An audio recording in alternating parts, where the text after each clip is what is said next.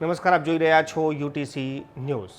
સર્વોચ્ચ અદાલતથી હાલ એક મોટા સમાચાર આવી રહ્યા છે। ઈવીએમ અને વીવીપેટને લઈને સર્વોચ્ચ અદાલતે આજે એક મોટો આદેશ આપી દીધો છે।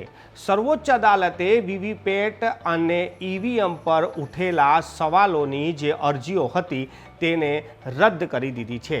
સર્વોચ્ચ અદાલત પાછલા ઘણા સમયથી આ મામલે સુનાવણી કરી રહ્યો હતો અને ત્યારબાદ સુપ્રીમ કોર્ટે જે ચૂંટણી પંચ છે તેમને 5 સવાલ પણ પૂછ્યા હતા। ચૂંટણી પંચે આ 5 સવાલોના જવાબ આપતાની સાથે જ સર્વોચ્ચ અદાલત સંતુષ્ટ થઈ ગયો હતો અને 2 દિવસ પહેલાં સુનાવણી પૂર્ણ કર્યા બાદ જે આદેશ છે તેને આજે જાહેર કરી દીધો છે અને સર્વોચ્ચ અદાલતના જણાવ્યા પ્રમાણે વીવીપેટની જે માંગ હતી કે ઈવીએમ અને વીવીપેટ પર પડેલા જે મતો છે એ તમામ મતોને જોડાણ કરવામાં આવે અને તમામ વીવીપેટ ગણવામાં આવે તો તેને લઈને સર્વોચ્ચ અદાલતે જણાવ્યું કે ચૂંટણી પંચ એક સંવૈધાનિક સંસ્થા છે અને અમે એમને ડાયરેક્ટ કોઈ સૂચના ના આપી શકીએ। આના પહેલાં જ્યારે વીવીપેટ અને ઈવીએમ આવ્યું હતું ત્યારે માત્ર એક વીવીપેટની જે સ્લીપ છે તેનું મેળાણ કરવામાં આવતું હતું। હવે 1 થી 5 થઈ ગયું છે, પરંતુ જે અરજીકર્તાઓ છે જેમને સર્વોચ્ચ અદાલત પહોંચ્યા છે, જે જાણીતા એડવોકેટ છે પ્રશાંત ભૂષણ, તેમનું કહેવું હતું કે તમામ જે વીવીપેટની જે સ્લીપ છે તેનો મેળાપ કરવામાં આવે અને ગણવામાં આવે। સાથે સાથે અલગ અલગ રાજકીય પક્ષો દ્વારા સતત ઈવીએમ પર સવાલ ઉઠાવતા આવ્યા છે તો સર્વોચ્ચ અદાલતે સ્પષ્ટ કરી દીધું છે કે બેલેટ પેપરથી ચૂંટણી નહીં થાય, ઈવીએમથી જ ચૂંટણી થશે। સર્વોચ્ચ અદાલતે જણાવ્યું કે ચૂંટણી પંચે જે રીતેના જવાબ રજૂ કર્યા છે સર્વોચ્ચ અદાલત સંતુષ્ટ છે કે ઈવીએમથી જે ચૂંટણી થઈ રહી છે તે સેફ ચૂંટણી છે। એટલે એક મુદ્દા પર તો પૂર્ણ વિરામ લાગશે કે ઘણા સમયથી જે વીવીપેટ અને ઈવીએમને બદલીને જે બેલેટ પેપરની માંગ થઈ રહી હતી એ બેલેટ પેપરથી ચૂંટણી નહીં થાય, ચૂંટણી ઈવીએમ મશીનથી થશે।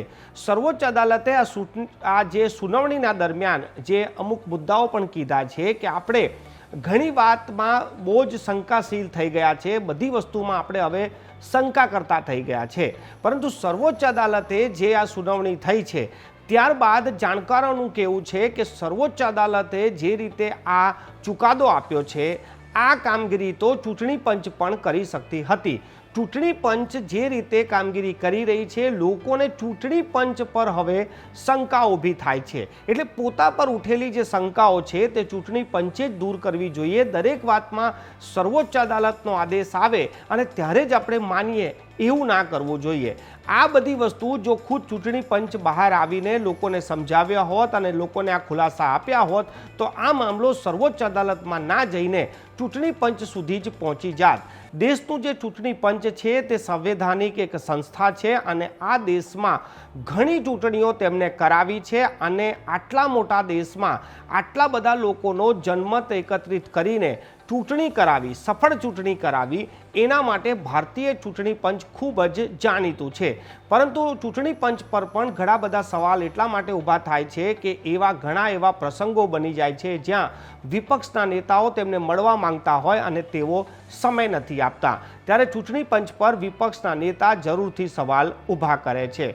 આ આપણો દેશ એક લોકશાહીનો દેશ છે અને લોકશાહીમાં તમામ લોકોને જ્યારે બોલવાનો કે પૂછવાનો અધિકાર હોય ત્યારે સ્વાભાવિક છે કે લોકો આવી અરજીઓ કરીને પોતાના મનમાં ઉઠેલી શંકાઓને પણ સુપ્રીમ કોર્ટ સુધી લઈ જતા હોય છે। આજે સુપ્રીમ કોર્ટે એક મહત્વનો ચુકાદો આપી દીધો છે અને હવે આ દેશમાં ક્લિયર થઈ ગયું કે વીવીપેટ પર નહીં પરંતુ ઈવીએમથી ચૂંટણી થશે અને વીવીપેટની જે સ્લીપો છે એ સ્લીપોની જે ગણતરી છે તે પણ માત્ર 5 વીવીપેટની થશે, એટલે કે એક જગ્યા એક વોર્ડ જે હોય છે તેમાં 5 જ જે વીવીપેટની ગણતરી કરવામાં આવશે।